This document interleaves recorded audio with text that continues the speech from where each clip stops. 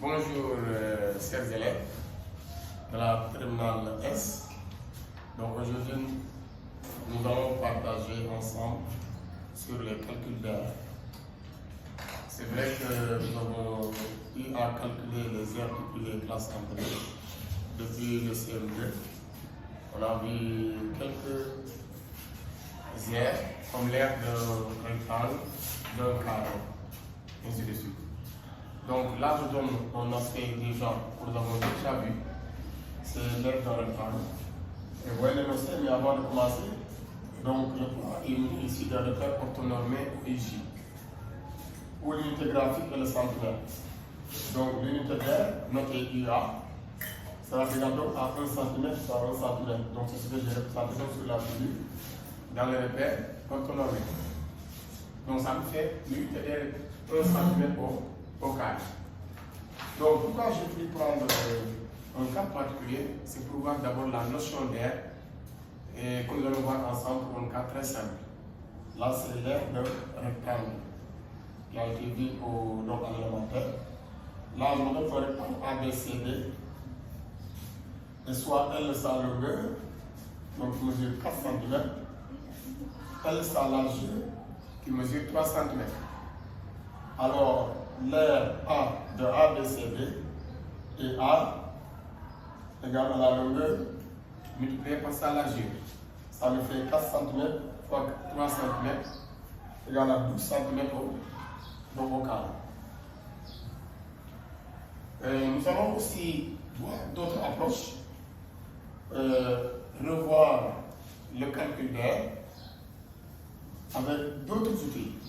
Par exemple, avec l'outil de l'intégrale que nous voyons dans la terminale. C'est la raison pour laquelle, pour essayer de voir ce que nous allons faire, la première approche, nous allons essayer de balayer la largeur. Ici, la largeur est à 3 cm. On va essayer maintenant de la balayer de moins 1, dès c'est égal à moins 1 jusqu'à c'est égal à 3.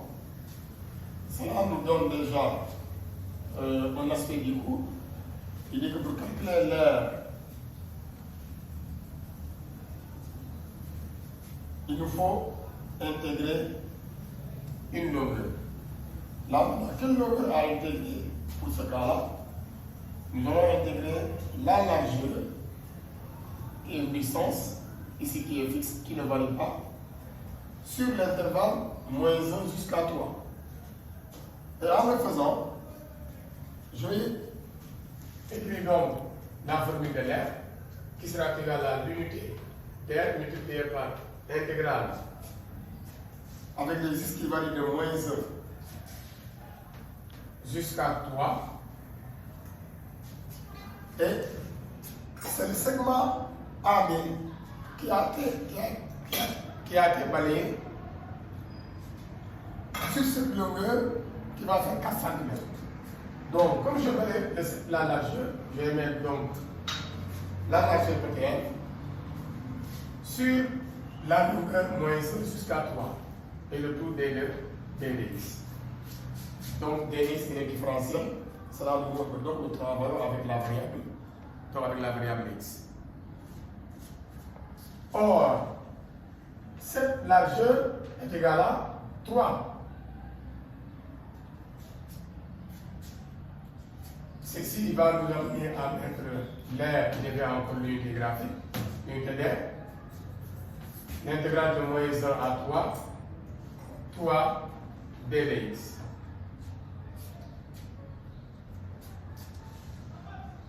Or, l'unité d'air est égale à 1 cm au carré.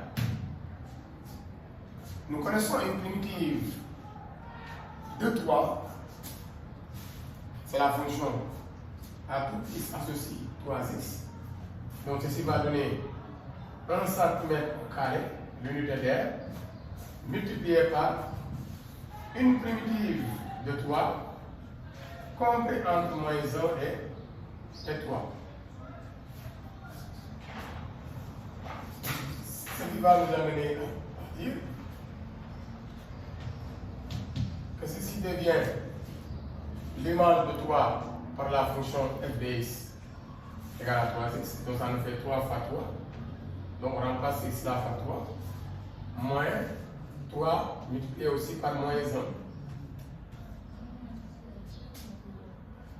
Ceci nous donne 1 cm au carré multiplié par 3 fois 3, 9.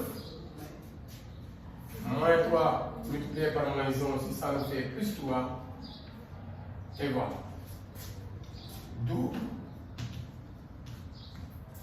l'air que nous cherchons, l'air de ABCD, il est égal à 9 plus 3, ça fait 12.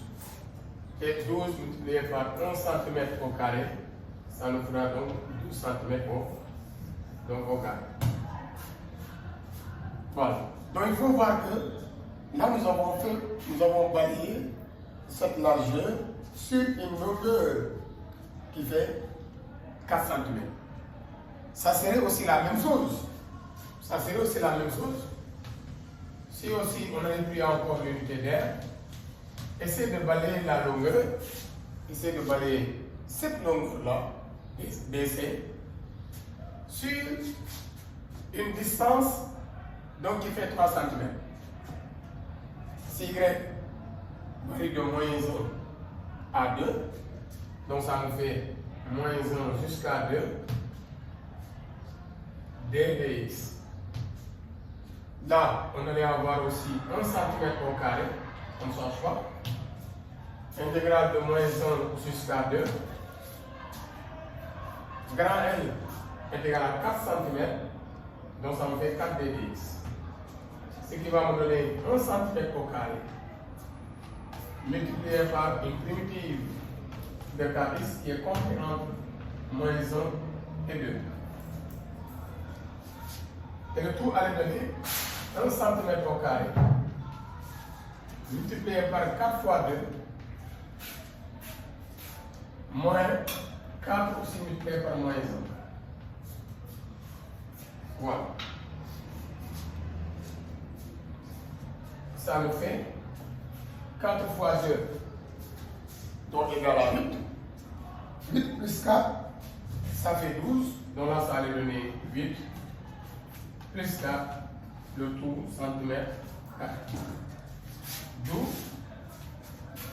l'aire de ce rectangle est bel et bien aussi égal à 12 cm au carré. Donc voilà la deuxième approche. Cela veut dire que nous allons faire balayer la largeur sur une longueur grand L, ou bien balayer aussi la longueur sur une longueur aussi qui fait 3 cm. Donc voilà ce qu'on a prouvé pour revenir sur la formule qu'on avait vue depuis les classes antérieures. Arrivé en terminale, on voit que donc en intégrant une longueur, on peut aussi avoir l'aire d'un domaine bien délimité. Et ça, c'est un cas particulier parce que dans la suite, nous allons aborder des fonctions où la longueur que nous devons balayer ne sera pas une constante. Pour ce cas-là, la longueur balayée sur l'intervalle moins 1, 3, évidemment, est une constante. Il y aura des cas où la longueur ne sera plus une constante. Dans ce cas-là, nous allons aussi voir comment s'y prendre. Merci beaucoup.